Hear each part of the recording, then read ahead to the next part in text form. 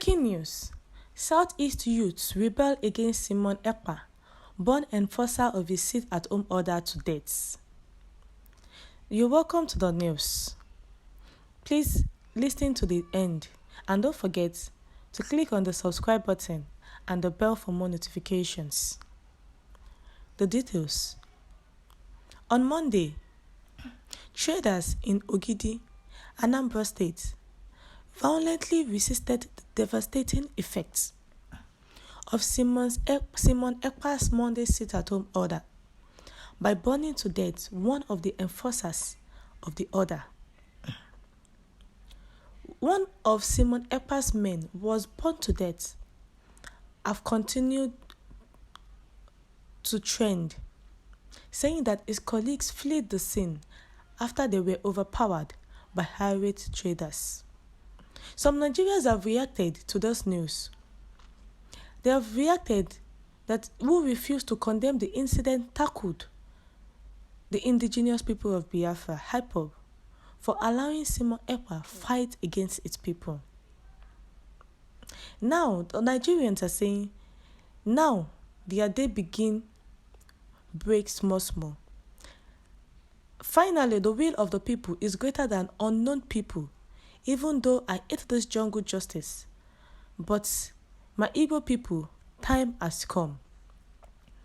A lot of Nigerians have reacted to this Simon Ekpa trying to enforce sit-at-home just because the military were seen burning down the IPOB shrine, and they said the election will not hold. They have no interest in the election, that they are going to make sure that every Southeast sit at home starting from 24th of February down to 28th of February.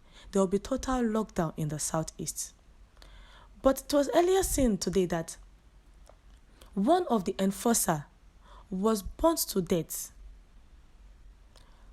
The other colleagues fled away after the scene. Before the scene, Ekpa, a self-acclaimed disciple of Nnamdi Kanu, leader of the proscribed indigenous people of Biafra, IPOB, has always maintained that the 2023 elections will not hold in the Southeast region and that it will enforce a sit-at-home order on that day. 2 weeks ago, he warned the Independent National Electoral Commission, INEC, not to postpone the elections. According to him, if the elections are postponed, he will extend his countdown to Biafra's freedom. In his words, if you postpone the election, we will extend our countdown, but let us send you a message first by downing one helicopter that will come to bomb our villages again. We are begging you to send helicopters again. Reacting to his message, many Nigerians countered him for having such plans bordering on insurrection. Meanwhile, the Nigerian army had sent a message to him, among other secessionists who are bent on disrupting the forthcoming general elections in the Southeast region. According to the army, the government terrorizing the Southeast region of the country cannot stop the forthcoming 2023 general elections in the region because they do not have what it takes to carry out their threats. The Nigerian army also said that the armed criminals could not overpower the military and other security agencies during the elections.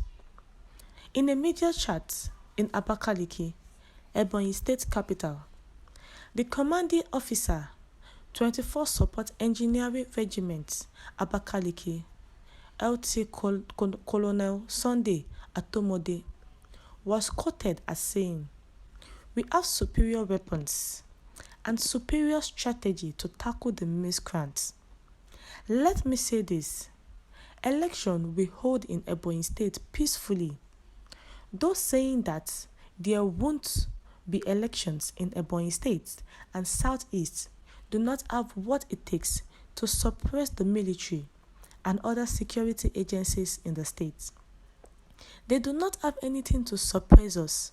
We have superior manpower, we have superior weapons, and superior strategy to tackle the miscreants. We are assuring the people that the election will come and go.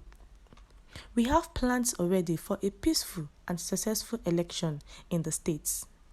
The Army commanding officer further disclosed that since he assumed command in Ägäīñst State, the military in joint operations with sister agencies had raided and destroyed many training camps of miscreants and assured that the temple will continue until a securitized environment is achieved for the citizenry.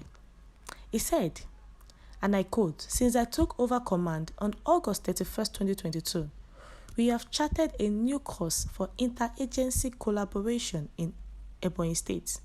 We have been able to work effectively with the DSS and the Nigerian police to ensure we have security in place in the state. One of those measures we have put in place is joint patrol with the men of Nigeria police and the DSS. So, a lot is being done and a lot will be done. It's a steady and gradual process, and I believe with time we shall get there. We came up with a modus operandi that it's much better to get those people in their training camps rather than coming out of the streets to look for them and then creating disturbances to the law-abiding citizens of the state. So, since I assumed command, we have had joint operations to some of the hideouts of the criminal elements. Simon Ekpa has been seen roaring, saying election will not hold in the southeast. And the army also sent back information to him that you do not have enough manpower, you do not have enough ammunition to make sure that the election will not hold. The election will be free and fair. It will be peaceful. They have put in place maximum security. Everything needed for the southeast to go about their general election to vote for their candidates will be made. You cannot just come up and say there will not be election. As a pupil of Nnamdi Kanu, who is the leader of the IPOB, who has been detained in the DSS headquarters, Abuja. Now, the army have said there is going to be election, no going back. There is nothing you can do.